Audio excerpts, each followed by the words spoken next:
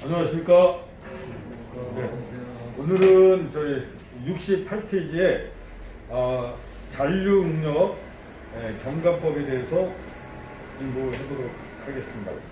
어제 말씀드렸다시피 잔류응력이라는 건 어떤 거였죠? 용접을 하게 되면 용접에서 이제 열이 많이 발생을 하거든요. 그러면 그 열에 의해 가지고 재료들이 이렇게 변형을 일으키거든요.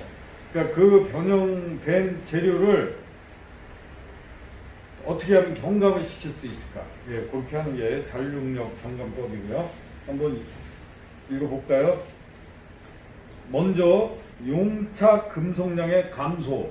그러니까 용착 금속을 조금 한다. 그러니까 쉽게 해서 용접을 갖다가 많이 안 한다는 얘기죠. 그래서 1번 용착 금속량을 적게 하면 수축에 따른 변형량이 적어지며 잔류응력의 크기도 작아진다. 용착 금속량을 줄이기 위해서는 용접 홈 각도의 최소화 루트 간격을 좁힌다. 그러니까 예를 들어서 홈 각도를 작게 한다 이거. 보세요. 홈 각도를 이렇게 많이 하면 당연히 여기에 용접물이 많이 해야 되잖아요. 그죠? 근데 홈 각도를 작게 하면 당연히 센 물이 작으니까 변형이 좀 덜 간다 이거죠. 그럼 얘를 갖다가 근데 너무 각이 없게 하면 어제 우리 배운 것 같이 어때요? 용입 불량이 될 수가 있고요. 이렇게 해버리면 용입 불량, 완전 용입이 안 된다 이거죠. 그래서 예를 들어서 이렇게 하면 이런데 중간중간에 용접이 안 되는 경우가 생긴다 이거죠. 그래서 만약에 용접이 겉은 다 용접이 된 것 같은데 이 속 안에서 용접이 안 되는 경우가 있어요. 그러면 이제 이 재질이 뭐 충격을 받았다든지 힘을 많이 받으면 그 용접이 안 된 데서부터 크랙이 간다 이거죠. 균열이 생기고. 그래서 적당한 이 홈 각도를 만들어줘야 됩니다. 그 다음에 이제 저기 용착 금속에 이제 감소가 있고 이제 그 다음에 그러면 이제 응력이 생겼어. 그러면 그 응력을 이제 제거하는 방법에 대해서 이제 또 한번 볼게요. 응력 제거 방법의 종류 1. 로운의 풀림법. 여기서 로라는 거는 우리가 그 방이나 뭐 그릇을 얘기해요. 뭐 용광로 할 때 있잖아요. 그 로 이렇게 큰 그릇 저기 방 같은 거예요. 우리 저기 이제 뭐냐면 이런 거예요. 논에 뜨뜻한 열이 이제 어느 정도 돼 있는 그런 방에다가 이런 저기 변형된 걸 갖다가 거기다 쓱 집어넣는 거지. 쉽게 얘기해서 여러분들이 이제 막 운동을 많이 하고 피곤하고 이럴 때 어떻게 사우나 같은 데 딱 들어가면 어떻게 돼요? 오 시원해. 오 그러면서 왠지 모르게 근육이 쫙 풀리는 느낌이 나잖아요. 얘도 이 저기 철판도 이 용접을 많이 하고 그러면 이 응력이 많이 있는데 얘도 그런 데를 갖다가 쓱 집어넣어요. 그럼 얘가 철이 시원해. 그러면서 응력이 돼가지고 변형된 부분이 조금씩 이렇게 풀린다 이거죠. 그게 노은의 풀림법이에요. 어렵게 생각하시면 그렇게 하시면 됩니다. 자, 봐서 가장 널리 이용되며 제품 전체를 로에 놓고 알맞은 온도로 일정 시간 유지 후 노내에서 선행하는 방법으로 영강 제품을 노내에서 출입시키는 온도는 300도씨를 넘어서는 안 된다. 그렇죠? 300도씨를 넘어오면 안 되고요. 근데 이제 기능사는 그 밑에 식을 몰라도 돼요. 근데 산업기사 같은 거는 그 끝까지 다 가열 속도 200보다 크거나 작고 이러면 25를 곱해줘야 된다 이거죠. 그렇게 얘기하고 보시면 되겠어요. 그리고 그 디귿에 그거는 좀 알아두세요. 구조용 아변제 탄소강은 625도씨 플러스 마이너스 25도씨에서 1시간 풀린 후 10도씨 내려가는데 20분 정도 냉각되게 한다. 그거 좀 알아두시고요. 다음에 이제 국부 풀림법 있어요. 국부 풀림법은 뭐냐면 제품이 커서 노내에 넣을 수 없는 대용 구조물에 적용하며 가열 장치는 유도 가열 장치 및 가스 불꽃으로 한다. 가열은 용접선 좌우 양축을 약 250mm의 범위 또는 판 두께의 12배 이상의 범위를 가열하여 일정한 온도와 시간을 유지한 다음 선행하며 가열 및 냉각 속도는 논의 풀림의 경우와 동일하게 적용한다. 그러니까 물건이 너무 커서 이 논에 이제 못 들어가는 경우에는 그 변형된 부분을 가스 불꽃으로 직접 가열을 한다 이거죠. 그럼 제가 뭐라 그랬어요? 철판을 갖다 가열을 하게 되면 변태를 일으킨다 그랬죠. 맨 처음에 자기 변태, 두 번째 동서 변태 있는데 동서 변토 910도씨쯤에 가면 철들이 어떻게 돼요? 면심 입방격자로 변한다 그랬잖아요. 그 면심 입방격자로 되는 철의 이 원자 구조가 연하게 된단 말이죠. 그럴 때 그런 상태에서 이렇게 만져주면 응력을 변형된 거를 좀 감할 수 있다, 줄일 수 있다 이거죠. 그 다음에 기계적 응력 완화법은요, 기계적인 하중을 가해 소선 변형으로 응력을 완화하는 방법으로 큰 구조물에서는 한정된 조건 안에서만 사용할 수 있다. 그러니까 이제 기계를 이용하는 거예요. 프레스라든지 아니면 롤러 같은 거라든지. 이게 뽀글뽀글한 거 어때? 롤러 같은 데다 쫙 집어넣으면 어떻게 쫙 펴서 나오잖아요. 그죠? 네. 아니면 이렇게 예를 들어서 이제 용접을 이렇게 원래는 똑바로 됐는데 시간 지나니까 응력이 생겨가지고 이렇게 기울어졌어. 그쵸? 그러면 어떻게 돼요? 여기다가 이제 고리를 만들어서 잡아 당기는 거예요. 잡아 당겨. 그럼 얘가 이제 이렇게 조금씩 변할 거 아니에요? 네. 그리고 이제 기계를 이용하는 거예요. 아니면은 이제 크레인이나 또 아니면 저기 체인 브록이라는 거 있어요. 그러니까 뭐 이렇게 막 당기면은 한 1톤, 2톤의 힘이 생겨가지고 이렇게 오는 저기 기계를 이렇게 당기는 게 있어요. 힘을 이거 도루래 같은 거로. 그래서 걔네들 갖다 이렇게 움직이는 그 기계적 응용 완화. 다음에 피닝법 잘 보세요. 용접 직후 용작 금속이 냉각 전에 끝이 구면이라 그랬어요. 끝이 둥그런 치핑 해머로 용접 표면을 연속 타격하는 방법으로 잔류 응력 완화, 변형 교정 및 용착 금속의 균열 방지 효과가 있다. 그러니까 용접이 딱 끝나자마자 변형될 것 같으니까, 네, 그때는 이제 모재가 열을 많이 받아 있잖아요. 망치로 치는된 거예요. 그래서 좀 구부러졌던 거를 피는 거죠.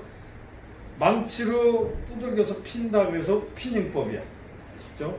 근데 이 망치를 쓸 때는 잘 써야 돼요. 우리 일반적인 그런 장도리 망치 이런 거로 치면 안 돼. 그렇죠? 그러면 용접 부위에 상처가 나잖아. 똑바로 만들기 위해서 그 상처 내면 되겠어요? 그런데 상처 낸 걸 누가 사가겠어요? 안 사간단 말이죠. 그래서 그런 상처가 안 난 좀 특수한 망치를 좀 써야 돼. 앞이 좀 저기 둥글둥글한 거. 네, 이런 거를 이렇게 잘 쳐야지 모재도 제품도 망가뜨리지 않고 변형을 감소시킬 수 있다. 자, 다음에 이제 저온 응력 완화법이요. 용접부 양측을 가스 불꽃으로 좌우 150mm 범위를 150에서 200도 정도로 가열한 다음 순행한다. 여기서 이제 말이 하나 빠졌는데 저음속도로 이렇게 해줘야 돼. 그래서 이제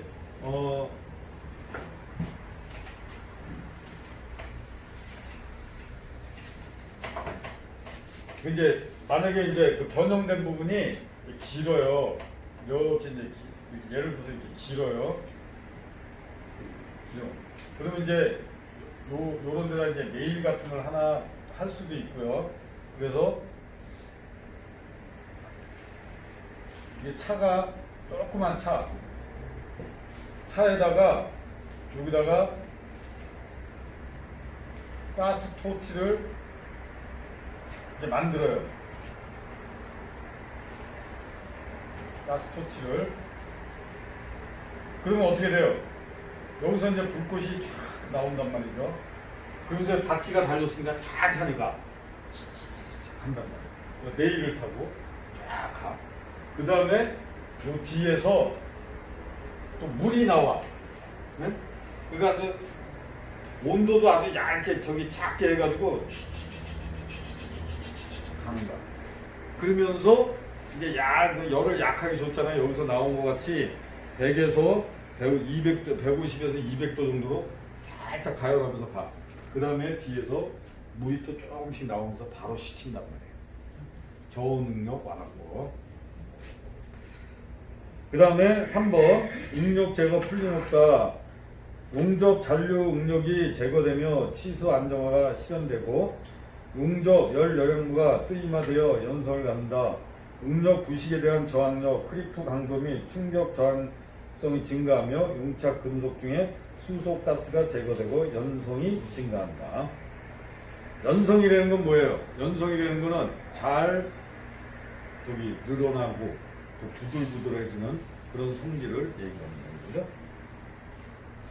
다음에 변형의 종료 방지. 변형, 어떤 물체에 외력을 가하면 원래 모양이 변화가 생긴 것을 말한다. 그렇죠? 변형의 종류는 횡수축하고 종수축이 있다. 뭐냐면 횡이라는 거는요, 이게 넓은 거를 갖다가 횡이라 그런단 말이죠. 횡. 종이라는 건 어떻게 돼요? 길이로, 위아래로 이렇게 되는 거. 그래서 얘가 이렇게 변하는 걸 횡이라 그러고, 요렇게 변하는 걸 종이라 그러고, 이렇게 아시면 되겠습니다. 자, 다음에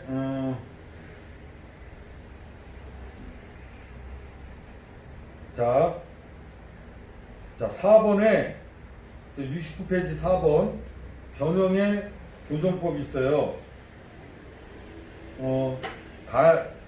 박판, 그러니까 얇은 판에 대한 점수축법. 얇은 거는 그냥 계속 가열을 하면 안 돼요.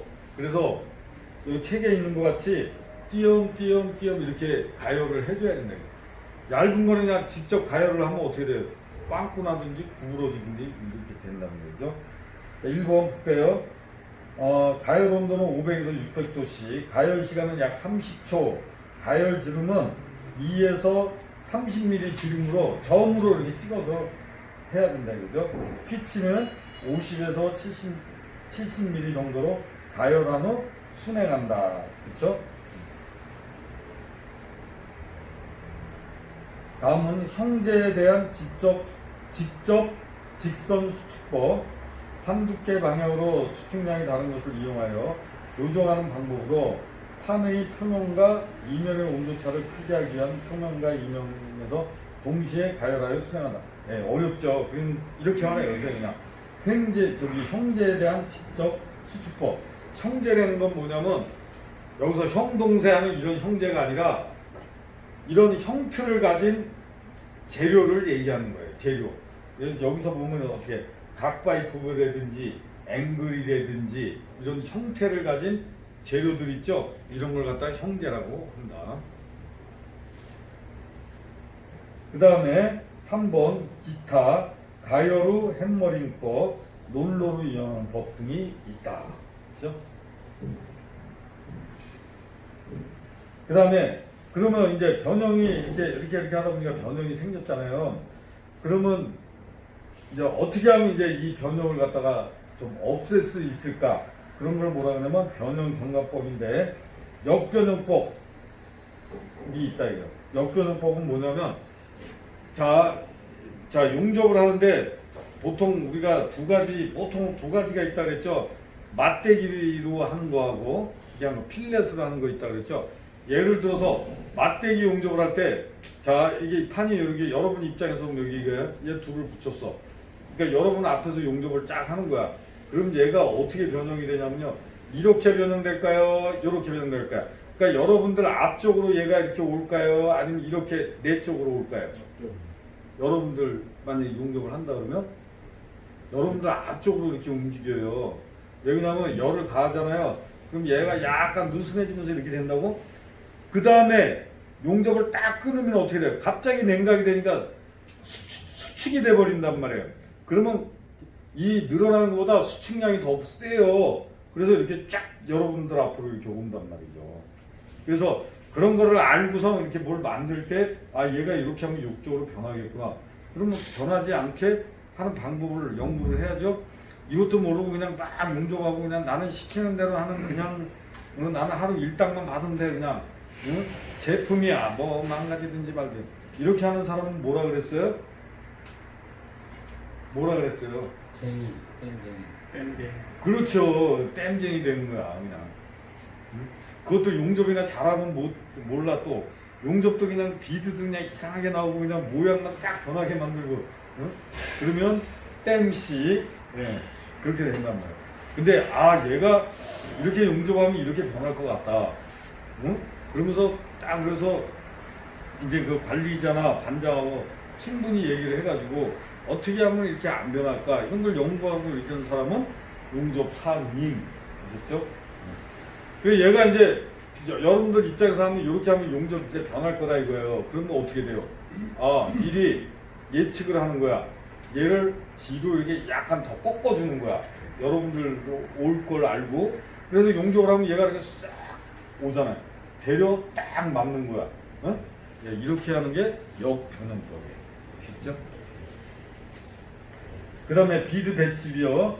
그러니까 비드 배치를 우리가 이제 그 융착법 저기 단층 용접에서 융착법 있었잖아요. 맨 처음에 뭐예요?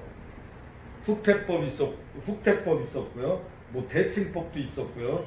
또 스치법이라는 것도 있었죠. 예, 그런 걸 이용해 가지고 저기 열량을 갖다 조절해 주는 거야. 이별량을.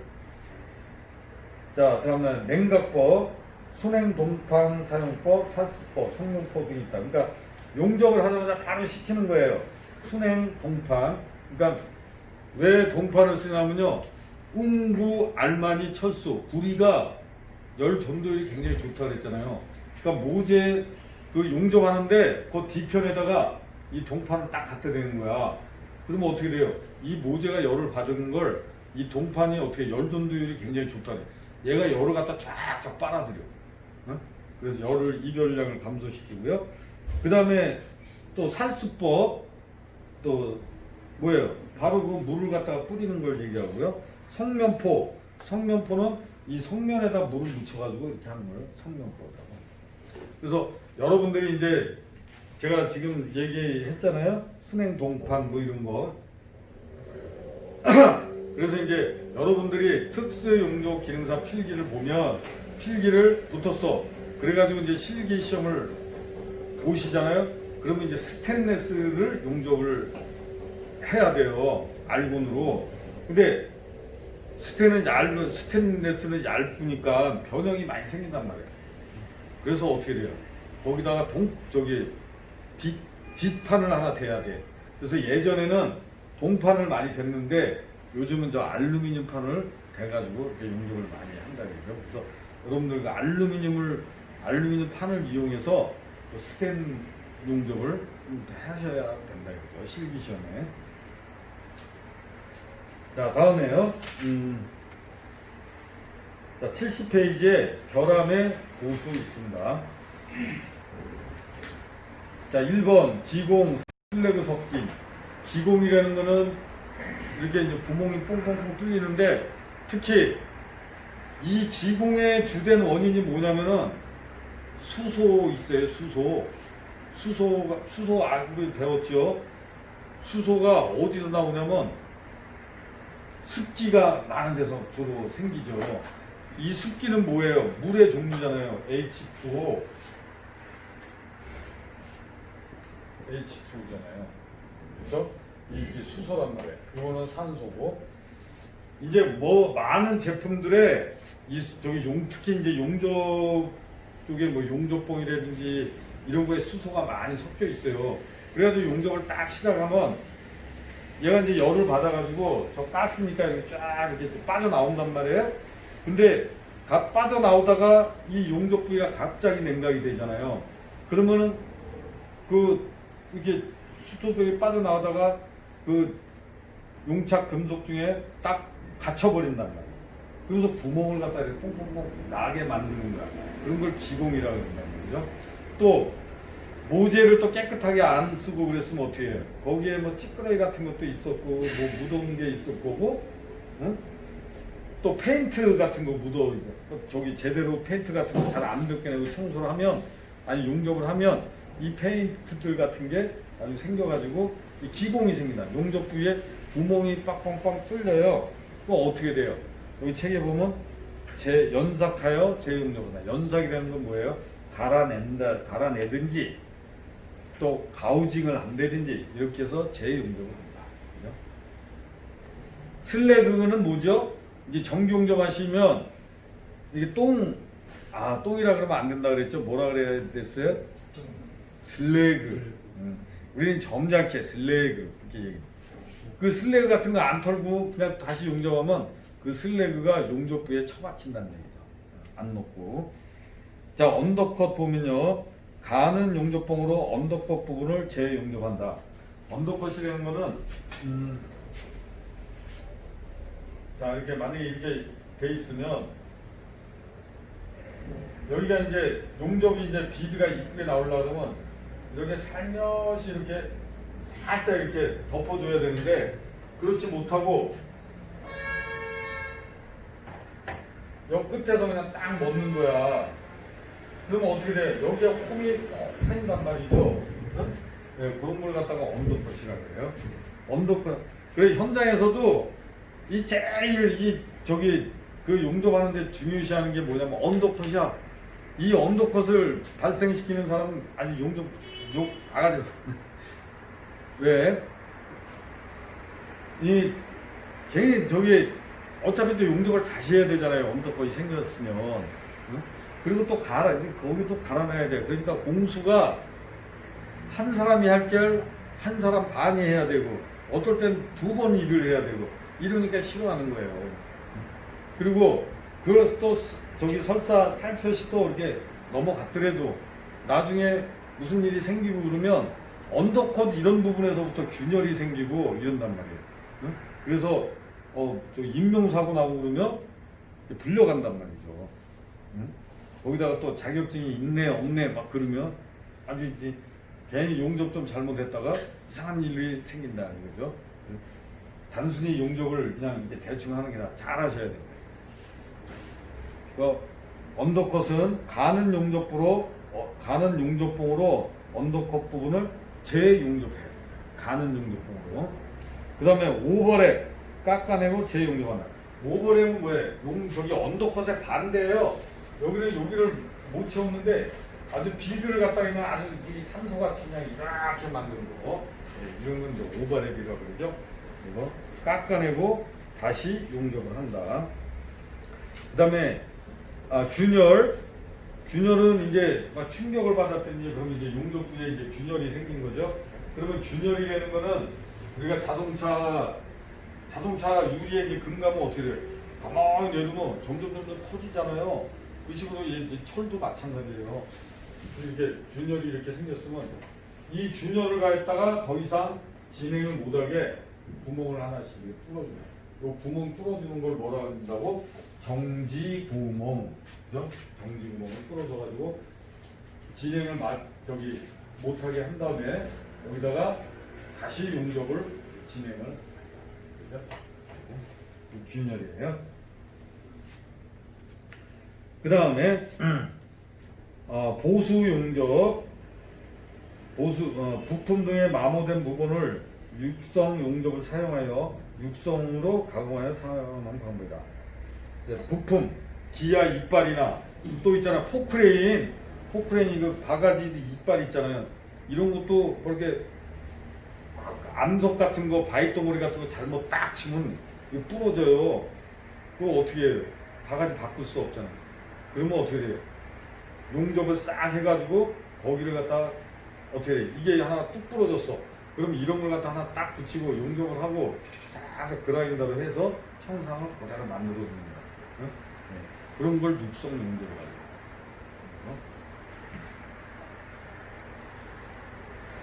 이제 또 이제 그 버스 같은 거, 그 걔들 버스에 이제 저기 뭐야 이렇게 그 차 올라타고 이런데 계단 있잖아요. 그것도 오래되면 거기도 이렇게 달아요. 달면 어떻게 돼요? 맨질맨질해지면 어우 사람이 미끄러진단 말이죠. 그래서 안 미끄러지게 살짝 이렇게 저기 그림자 같이 이렇게 윤곽을 해줘야 되죠. 철판 같은 거. 또 뭐예요? 그 펌프실 같은데 이렇게 펌프 지지해 놓은 그런 거 어때요? 펌프가 맨날 펌프가 돌아가면서 큰 펌프 돌아가니까 그 진동이 생기잖아요. 펌프가 둥둥둥둥. 그러니까 그 곁에 있던 것들이 마모가 된다. 그러면 다시 한 번씩 해주고 또 이제 예를 들어서 이제 큰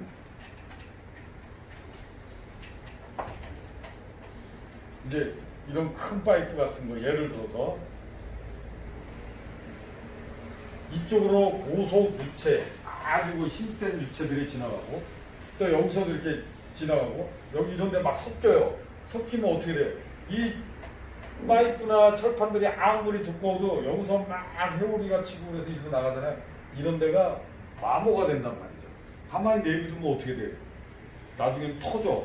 그러니까 정기적으로 여기 사람이 들어가든지 해가지고 이렇게 용접을 한 번씩 해준다 이거. 이렇게 힘 닿는 거. 이런 걸 육성 용접.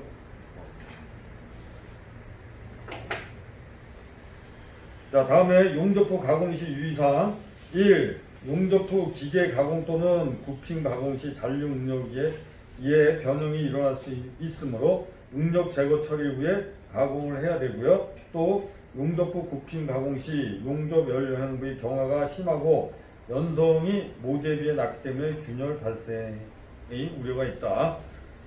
자, 3번 영강 용접 부의 천유 온도는 400에서 600도씨이며 이 부분은 연성 파괴에서 치성 파괴로 변하는 온도이며 조직의 변화는 없으나 기계적 성질은 나쁨으로 용접 후 가공을 실시하는 것에 대해서는 논내 훈련을 하는 것이 바람직하다. 그냥 한번 읽어보시면 되고요. 자, 다음에 이제 용접 검사와 시험이 있어요. 여기 이 부분에서부터는 이제 좀 중요하니까 잘 보도록 하겠습니다. 이제 용접 검사라는 거는 이제 뭐예요? 용접 검사는 보통 이제 세 가지로 나눠요.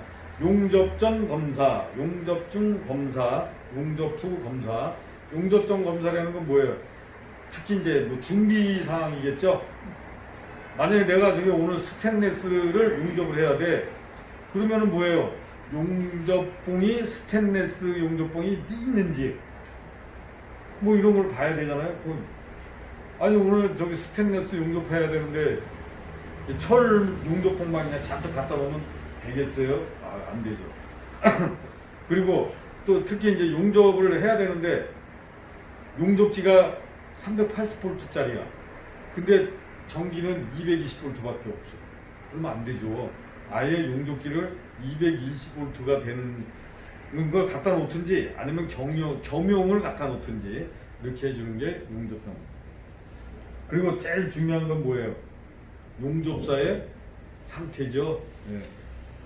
중요한 거 용접해야 되는데 용접사가 어젯밤 아주 재밌게 저 이태원 가서 재밌게 놀았는지 아침부터 와가지고 헬렐레 하고 있으면 그런 거 이제 봐야 된다. 그러면 빨리 조치를 구해서 다른 용접사를 구해와야 되죠. 그죠? 그래야 제품의 성능을 보장을 하죠.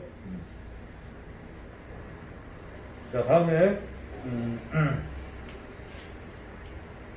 그다음에 용접 중 검사. 한번 보시고요. 용접 후 검사. 용접 후 검사는 용접이 다 끝난 다음에 이게 검사를 하는데 이제 시험 문제에 가끔가다 이런 게 나와요. 다음 중 용접 후 검사에 해당되지 않는 것은 용접 후에요. 1번 예열, 2번 후열, 3번 뭐 비파괴 검사 뭐 이렇게 나온다고요. 그럼 자 보세요. 예열은 언제 하는 거죠? 예열. 네?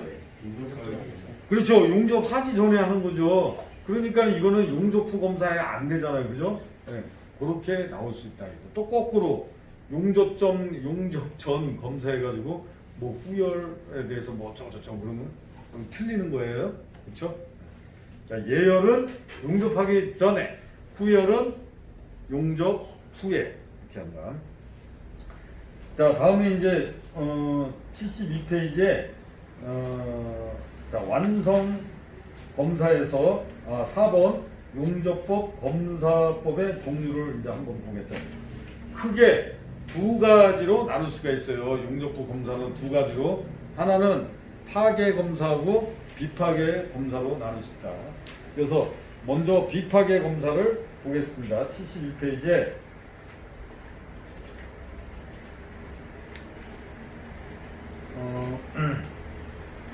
비파괴 검사 NDT라고 그러죠. 비파괴 검사는 뭐냐면 이 물건을 갖다가 손상을 안 입히고 하는 게 비파괴 검사예요. 자, 72페이지 한번 보겠습니다. 비파괴 검사법의 종류. 자, 외관 검사. 그렇죠? 용접 부위 표면에 대하여 유관 또는 확대경 등으로 언더컷, 용입 상태, 오버랩, 균열, 피트, 슬래그 섞임, 용접 시험과 크레이터 변형 등을 검사한다. 아까 언더컷, 오버랩 이건 얘기했고요. 균열도 얘기했고, 피트는 뭐냐면 기공이 이 표면 근처에서 생긴 걸 피트라고 하고, 기공이 깊숙이 파묻혀 있는 거는 이제 기공이라고 하고요. 또 용접 시점과 크레이터는 뭐냐면 용접을 갖다 하다가 딱 끊으면요, 거기가 이렇게 오목하게 이렇게 파여요. 예, 그런 거 남기지 말라는 얘기죠. 그런 거 이제 검사하는 게 유관 검사다. 유관 검사는 눈으로 직접 저 검사관의 경력이라든지 여러 가지 이제 그 능력을 갖고 검사를 하는 거죠. 그게 유관 검사다. 유관 검사가 제일 어떻게 보면 쉬우면서 경비도 절약되고 손쉽게 할 수 있는 거죠. 그래서 여러분들이 이제 필기 시험을 열심히 하셔가지고 필기 시험을 붙었어요. 그러면 어떻게 돼요? 그럼 이제 실기 시험을 보잖아요. 그 실기 시험을 이제 예를 들어서 아까 제가 얘기했던 스테인레스 판을 알곤으로 용접을 딱 했어. 그러면 먼저 감독관이 그 애를 갖고 유관 검사를 한다 이거죠. 유관 검사를 딱 보고, 어우 잘하셨네. 어우 어디서 오셨어요? 그런단 말이죠. 그러면 뭐라 그래야 된다고요? DM이 한두 개예요. DM 뭐라고 끝까지 얘기했어요. DM 용접하고. 그렇죠. DM 용접 기술학원에서 왔다고 얘기. 안 왔어요? 어디 딴 데서 오셨어요? 김서영 씨? 네? 뭐라고 하실 거예요? 서울에서 왔어요. 그렇게 하는 게 외관 검사예요. 근데 딱 봤더니 아주 용접이 엉망이야. 아이고 한참 더 연습하셔야겠네. 근데 어디서 왔어요? 그러면은 저기 인천 부평에서 왔어요. 그냥 저기 혼자 집에서 했다 그러세요. 그렇게 하는 게 이제 외관 검사란 말이죠. 근데 이제 그분들이 그래서 이제 외관 검사를 여러분들 이제 실기 시험에 이제 외관 검사가 통과가 되잖아요. 그러면은 거진 합격을 갖다 한 8, 90% 된다고 보시면 돼. 일단은 외관 검사가 통과되면. 또 외관 검사 다음에 파괴 시험을 또 해요. 파괴 검사 불곡 시험을 한다고요. 근데 불곡 시험에서도 개 중에 한두 명 떨어지는 경우도 있긴 있는데 보통 외관 검사가 통과가 되면 불곡 시험도 다 통과가 되더라고. 근데 그 검사하시는 양반들도 이 용접계에 오래 있었기 때문에 그 것만 봐도 이 정도면 뭐 통과되겠다. 그래서 다 이제 인정을 하는 부분이니까. 자, 다음에 이제 무설 검사요. 누설 검사는 뭐냐면 기밀, 스밀, 유밀을 필요하는 제품에 적용하며 보통 수압 또는 공기압을 이용하지만 원자로 부분과 같이 특수한 경우에는 할로겐 가스, 헬륨 가스를 이용한다. 그러니까 누설 검사는 뭐예요? 예를 들어서 이제 이런 관 속에 가스가 이제 출입을 하잖아요. 그 가스가 새나 안 새나를 보는 게 이제 누설 검사죠. 누설 검사는 주로 뭘로 해요? 쉽게. 응? 뭐요? 비눗물로 하죠. 그렇죠. 비눗물이 굉장히 쉽게 할 수 있잖아요. 그죠? 다음에 이제 지금 이거 중요한 건데 침투 탐상 검사랍니다. 한번 읽어볼까요?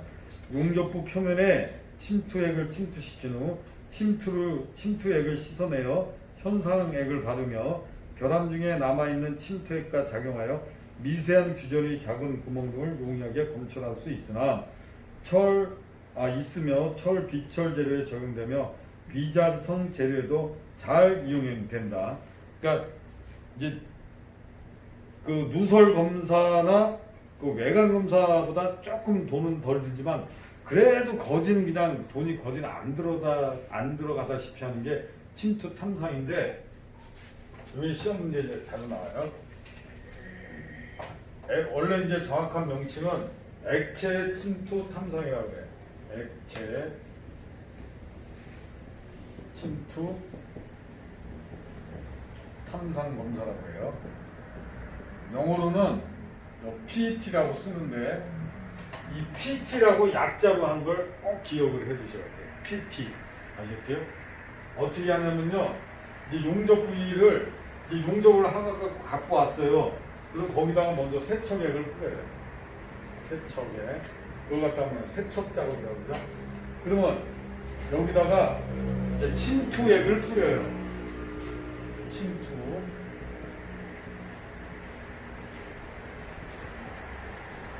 그러면 이 침투액이 모세관 현상을 이용해서 그 용접부에 스며 들어간다 이거죠. 모세관 현상.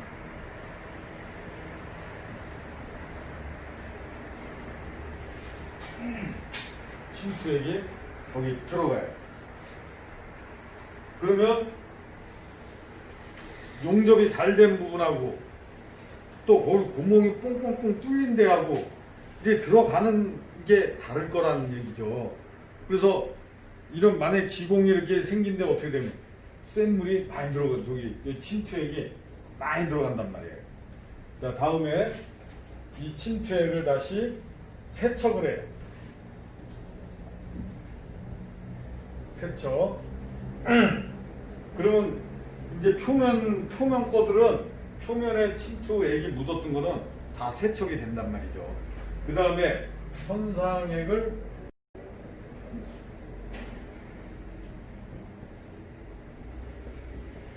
현상액을 딱 뿌려줘요. 그러면은 아까 그 저기 침투액이 세척으로 해가지고 세척된 부분은 다 빠져나가고 저기 다 나오고 이 구멍 같은데 닫혔던 것들이 이 현상액하고 만나가지고 그 색깔이 변해요. 그래서 요 부분은 기공이다, 요 부분은 언더컷이다 이렇게 알 수가 있는. 이게 이렇게 하는 게 액체 침투 탐상. 이 액체 침투 탐상액 이거 하나 가지면은요 한 두세 달 써. 그 스프레이 통 같이 생겼어요. 스프레이 통 같이 생겨가지고 한 통에 한 세트에만 10,000원밖에 안 해요. 한 두세 달 써. 그래서 현장에서도 많이 쓰고 있어요. 간단하게 검사할 수 있는 방법이고. 그래서 해보니까 결함이 많이 나왔어. 그러면 어떻게 돼? 이제 좀 정밀한 거로 검사를 진행한다. 그죠? 자, 다음에 4번 자분 탐상 검사. 누설 자장에 자분이 부착되는 현상을 이용하여 결함을 검출하는 방법으로, 자, 요거는 좀 알아두세요. 종류가 축통전법, 관통법, 직관 통전법, 호일법, 흡감법 등이 있다. 그죠? 수통전법, 반통법, 직간통전법, 호인법, 극간법 등이 있다. 그죠? 제가 이걸 딱 보니까는 요새 이제 그 고려시대 그 역사에 대해서 좀 공부를 하고 있었어요. 그랬더니 거기 저기 누구죠? 그 누구지? 아, 생각이 잘 안 나. 갑자기 잊어먹었네. 그 이제 저기 후 고구려 저기 했던 사람이 누구죠? 승리. 네? 승리. 아, 궁예. 그렇죠. 궁예가 뭘 했어요? 관심법이라는 걸 갖고 있었잖아요. 이제 꿰뚫어 보는 거야. 네? 그거 같이 얘도 뭐예요? 꿰뚫어 본다 이거죠. 뭘로? 자석의 힘으로 인해 갖고 자석의 힘으로 해서 자, 자분 탐상이라 그래요. 그래서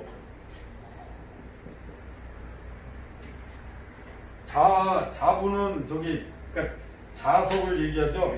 자석을 영어로 뭐라 그러냐면 마그네틱이라 그래요. 그래서 얘는 뭐라면 MT라고 해요. MT. 자분 탐상 검사. T는 요 테스트를 얘기를 하고요. 자, 자석을 이렇게 보면은요, 여기가 이렇게 N급, S급, 여기도 N급, S급 돼 있잖아요. 그러면 자석은 어떻게? 같은 급끼리는 이렇게 밀어내고, 다른 급끼리는 이렇게 자적이 존재를 한다 이거죠? 이렇게. 자기장이 이렇게 형성이 돼요. 이렇게.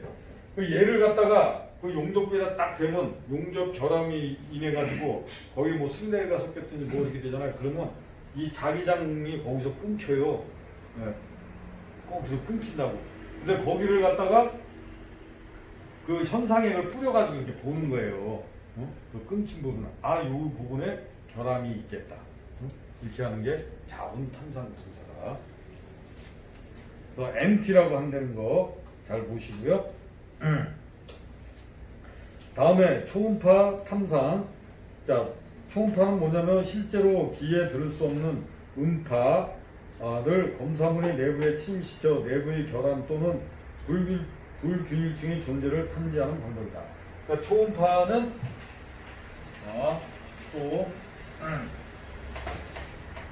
초음파.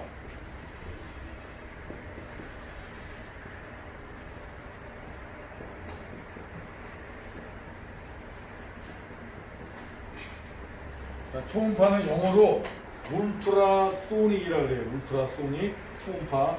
그래서 UT라고 울트라소닉 초음파 탐상입니다. 이게 이렇게 보시면 돼요. 저기 레이더나 박쥐가 박쥐 얘기했더니 또 코로나 생각나네. 박쥐가 어떻게 이렇게 깜깜한 데도 막 돌아다녀요? 초음파를 발사한단 말이에요. 그러면 초음파가 나가면서 이렇게 뭐 부딪혀서 올 거 아니에요. 딱 가서 여기 요거 카메라가 있네. 딱 그래서 여기 저기 뭐 바위가 있네. 그러면서 이렇게 느끼면서 피해간다 이거죠. 그러니까 보내가지고 다시 반사되는 게 이게 종류마다 다 틀리다는 얘기죠. 그래서 또 멀리 레이더는 어떻게 해요? 멀리 쏴가지고 툭툭 맞아가지고 보면 얘는 새다, 얘는 비행기다. 이걸 판독을 잘해야죠. 새떼를 갖다가 비행기라고 그러고 비행기를 갖다가 새떼라고 그러면 이거는 좀 문제가 좀 있는 거예요.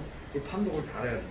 또 얘도 마찬가지로 그 용접 부위를 갖다가 초음파를 발사를 해가지고 그 초음파가 이제 갔다가 다시 반사돼가지고 올 거잖아요. 그러니까 정상적인 용접이 잘 되는 거나 결함이 있는 용접 부위하고 다르다 이거예요.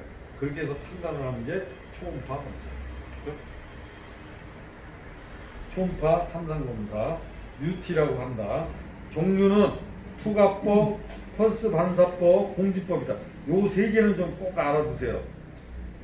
초음파 탐상에서 투과법, 펄스 반사법, 공지법. 시험 문제 이렇게 자주 나와요. 다음 중 초음파 탐상 검사법이 아닌 것 이렇게 물어본다고요. 그러면서 뭐라 하냐면 투가법, 헐수반사법, 공진법 다음에 저기 자본탐상에 있는 호일법, 극감법 이렇게 하나씩 던져진다고요. 그러면 답은 뭐죠? 4번 호일법하고 극감법. 무슨 얘기인지 아시죠? 예, 그래서 알아두시라는 거. 또 거꾸로 다음 중 자본탐상법이 아닌 것은 해놓고 뭐 관통법, 집값통정법, 호일법 해놓고서는 이 초음파 탐상 검사에 있는 투가법 이렇게 해가지고 내놓는단 말이죠. 그러면 예, 실수할 수 잘 저거 하시면 실수하니까 잘 알아두시면 좋겠다. 자, 다음에 방사 저 7번 방사선 투가 검사 RT라고 한다. 방사선 투가 검사 RT. 여기서 얘기한 저기 RT R은 왜 R이냐면 방사선을 영어로 라디오그래픽 그래요. 라디오그래픽 방사선을 그래서 RT라고 합니다. 여러분들 지금 얘기해줬던 거 4개는 기호를 꼭 알아두셔야 돼요. 이게 저기 시험 문제 어떻게 나오냐면요. 시험 문제라든지 현장에 가서 이 비파계 검사 보면 이렇게 보면은요. 이렇게 있죠.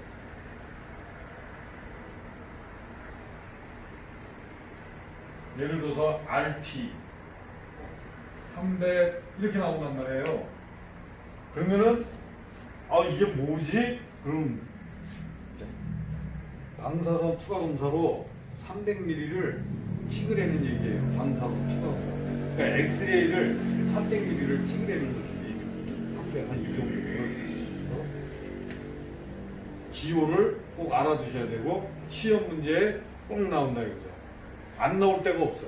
뭐 용접 기능사, 뭐 산업기사, 기능장 시험에서 나오고, 그렇죠?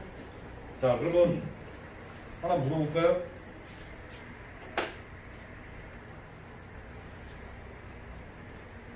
자, MT가 뭐죠? MT가 뭐예요? 침투인가?